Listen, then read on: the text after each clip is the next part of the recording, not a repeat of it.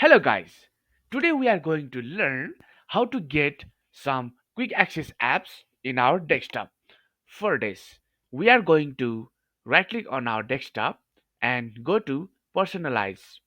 And here it will open a setting box that would state a list of setting options, and here we would want today changing for adding our desktop access icons in themes option. Click on themes, and here we can find on the right bar desktop icon setting.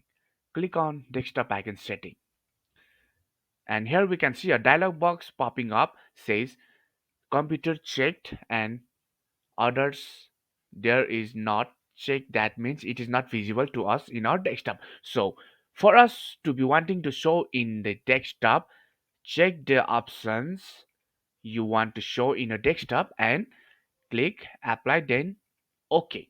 Now it will make changes in our desktop showing the rest of the quick access apps in our desktop so that we can easily get handy into these apps without searching in the file location.